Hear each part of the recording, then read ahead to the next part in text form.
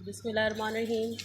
Fourth year, सबसे पहले हम अपनी ज़रा बुक के बारे में डिस्कस कर लेते हैं। आपने जो बुक लेनी है वो शेर मोहम्मद चौधरी की आप बुक लेंगे, introduction to statistical theory part 2।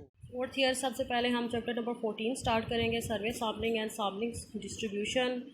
Punjab university के आपके इसमें से 2 क्वेश्चंस आते हैं। मोस्ट इंपॉर्टेंट ये आपका चैप्टर है और इसमें थ्योरी भी मोस्ट इंपॉर्टेंट है। थ्योरी आपकी कम से कम इसमें 6 मार्क्स की आपकी थ्योरी आती है, तो आपने इसमें थ्योरी को अच्छे से आपने प्रिपेयर करना है इस चैप्टर की थ्योरी को, और इसके न्यूमेरिकल्स भी मोस्ट इंपॉर्टेंट है आपके। सर्वे सैम्पलिंग को सबसे पहले हम इसमें डिस्कस कर लेते हैं। अगर आप किसी चीज़ की रिसर्च कर रहे हो तो उसमें जब आप क्वेश्चनियर्स बनाते हैं, उसका डाटा कलेक्ट करते हैं, सारा जो इसकी प्रिपरेशन होती है, इसी को हम सर्वे सैम्पलिंग कहते हैं। सबसे पहले हम देख लेते हैं इसमें स्टैटिस्टिकल पॉपुलेशन क्या चीज़ है। Statistical population is a set of entities concerning which statistical inference are to drawn often based on random sample from the population. आप जिस चीज़ पर रिसर्च कर रहे होते हैं तो उस डाटा की जितनी भी तादाद होती है उसको हम स्टैटिस्टिकल पॉपुलेशन कहते हैं। फिर हम आ जाते हैं इसमें फिनाइट पॉपुलेशन पे। Finite population when the total number of units in the population are known and they can be counted, for example number of students in class of statistics। ऐसा डाटा जिसकी तादाद आपको पता हो वो होती है हमारी फिनाइट पॉपुलेशन। जैसे आपकी जो क्लास में जितने भी स्टूडेंट्स हैं उसकी हमें टोटल तादाद पता है, तो इसको हम क्या कहेंगे, फिनाइट पॉपुलेशन। फिर हम आ जाते हैं इनफिनाइट पॉपुलेशन में। Opposite of finite population, for example number of stars is called infinite population. ऐसी पॉपुलेशन जिसकी तादाद हमें नहीं पता, इसको हम इनफिनाइट पॉपुलेशन कहेंगे। अब हम देख लेते हैं इसमें अब टारगेट पॉपुलेशन को। A population about which we require information is called target population. For example student of all the colleges in prominence. ऐसी रिसर्च, स्पेसिफिक रिसर्च जिसमें आपको क्या इंफॉर्मेशन चाहिए, जिस तरह अगर आपने स्टूडेंट पे रिसर्च करनी है या उनकी हाइट पे रिसर्च करनी है एक, तो उसको हम कहेंगे target population. Purpose of sampling most important आपका टॉपिक है, तो अब हम इसको देख लेते हैं। Provide information about population in short time, reliability of the estimate in the data that is calculated from the sample. Advantages of sampling. Advantages of sampling भी मोस्ट इम्पॉर्टेंट आपका ये टॉपिक है, ये लाजमी अक्सर आपके पेपर में आ जाता है।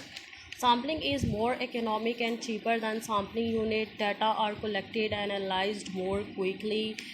More detailed information can be obtained from sampling unit. In case of infinite population, sampling is only practical method to obtain information. It is easy to control and organize a sample survey. तो अगर हम sampling technique use करें तो इसमें आपकी research बहुत easy हो जाती है। आप एक प्रॉपर मेथड अप्लाई करते हैं, प्रॉपर आप क्वेश्चनियर्स बनाते हैं, और ये इतना आपका कोई चीपर मेथड है, इसमें आपका ज़्यादा टाइम भी नहीं वेस्ट होता, और इससे आपको काफ़ी ये आपको हेल्पफुल करता है आपकी रिसर्च। अब हम आ जाते हैं sample design and sample survey पे। Statistical plan concern with all principal steps taken in the selection of sample and estimation procedure. वही जो आप अपनी रिसर्च में जो भी आप स्टेप्स लेते हैं, जो आप स्टेप्स अप्लाई करते हैं, उसको हम सैम्पल डिज़ाइन कहते हैं। जैसे आप प्रॉपर एक क्वेश्चनियर्स वगैरह बनाते हैं और एक प्रॉपर टेक्निक बनाते हैं, इसको हम सैम्पल डिज़ाइन।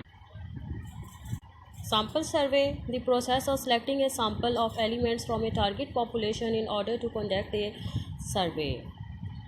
इसमें जो आप क्वेश्चनियर्स के थ्रू जो भी आप सैम्पल कलेक्ट कर रहे होते हैं, जो आप सर्वे कर रहे होते हैं, इसको हम सैम्पल सर्वे कहते हैं।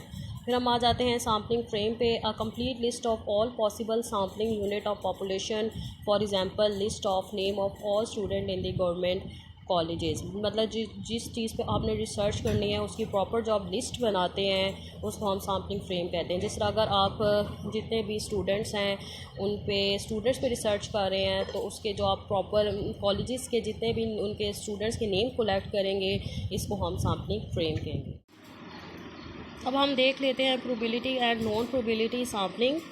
Probability sampling refers to the method of selecting individuals to include in the study where each member of population has an equal chance of being selected. आप जब सैम्पल सेलेक्ट करते हैं तो उसमें आप सबको इक्वल चांस दे रहे होते हैं, तो इसको हम कहते हैं प्रोबेबिलिटी सैम्पलिंग। मतलब इसमें फेवरेटिज्म इन्वॉल्व नहीं होती। जब आप सैम्पल सेलेक्ट करेंगे तो उसमें आप प्रॉपर या तो रेंडम नंबर टेबल का यूज़ करेंगे, या तो आप एक बॉक्स ले लें, उसके अंदर आप मुख्तलिफ सैम्पल साइज़ डाल दें, तो उसमें से आप एक कोई भी एक आप पर्ची उठा लें, तो उसमें से आप सैम्पल साइज़ सेलेक्ट करेंगे। मतलब आप अपनी मर्ज़ी का कोई भी सैम्पल साइज़ नहीं सेलेक्ट करेंगे, क्योंकि आप इसमें सबको, हर मेंबर को आप इसमें इक्वल चांस दे रहे होते हैं, तो इसको हम कहते हैं प्रोबेबिलिटी सैम्पलिंग। अब हम देख लेते हैं non probability sampling. If the selection of sample is not based on probability theory but personal judgement involve. इस पे नॉन प्रोबेबिलिटी सैम्पलिंग में आप पर्सनल जजमेंट इन्वॉल्व करते हैं, जिस तरह कोटा सैम्पलिंग है। जब अगर आपका किसी यूनिवर्सिटी में एडमिशन हो रहा होता है तो उसमें आप एक प्रॉपर कोटा बनाते हैं कि जी रावलपिंडी के लोग इतने 25% हैं, जेएलएम के 35% हैं, मतलब आप इसमें खुद सेलेक्ट कर रहे होते हैं, तो इसको हम कहते हैं नॉन प्रोबेबिलिटी सैम्पलिंग, क्योंकि इसमें पर्सनल जजमेंट इन्वॉल्व हो रही होती है। Sampling with and without replacement.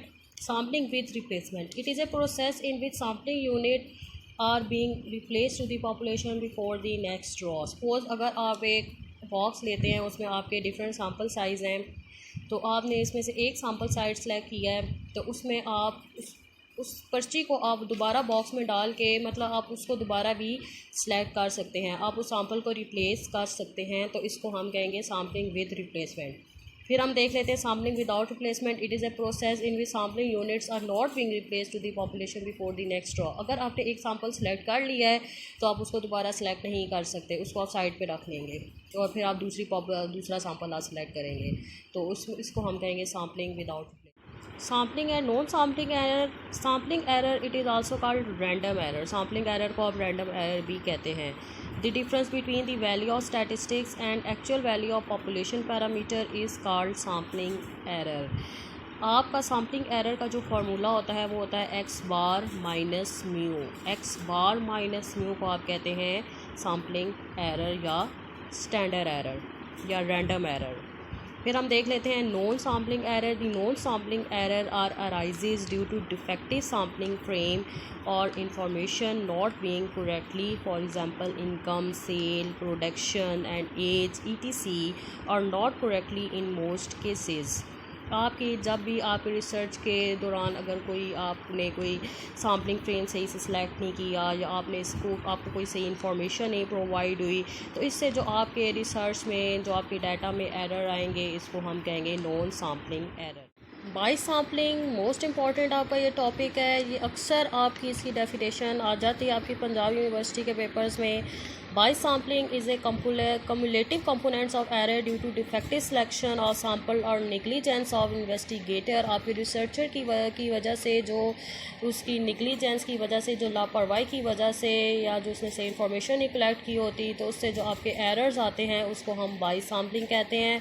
Most important आपका टॉपिक है। बाई सैम्पलिंग और अनबाई सैम्पलिंग का अक्सर आपको डिफ्रेंशिएट आता है, और जो मैंने आपको जो पीछे टॉपिक्स पढ़ाए हैं, जिसका with replacement and without replacement, most important topic आपका इसका अक्सर आपका इसका डिफ्रेंशिएट आता है। इसी तरह आपका probability and non probability sampling का अक्सर आपका डिफ्रेंशिएट आता है। ये मोस्ट इंपॉर्टेंट टॉपिक्स हैं। इसी तरह आपका विद एंड विदाउट रिप्लेसमेंट, ये भी मोस्ट इंपॉर्टेंट टॉपिक है आपका, अक्सर इसका भी डिफ्रेंशिएट आता है। इसी तरह sampling error and non sampling error, ये भी मोस्ट इंपॉर्टेंट टॉपिक है, इसका भी अक्सर डिफ्रेंशिएट आता है। जो मैंने आपको पीछे जितनी भी थ्योरी अभी आपको बताई है, ये सारी थ्योरी मोस्ट इंपॉर्टेंट है। इसको आपने अच्छे से याद करना है, इसको आपने अच्छे से प्रिपेयर करना है। यही आज का हमारा फर्स्ट लेक्चर है और यही आपका होमवर्क है। आपने इस सारी थ्योरी को अच्छे से प्रिपेयर करना है, और मैं आपको एंड पे इसके सारे नोट्स भी आपको पिक्स बना के इसी वीडियो में शेयर कर दूँगी। Thank you. अल्लाह हाफ़िज़।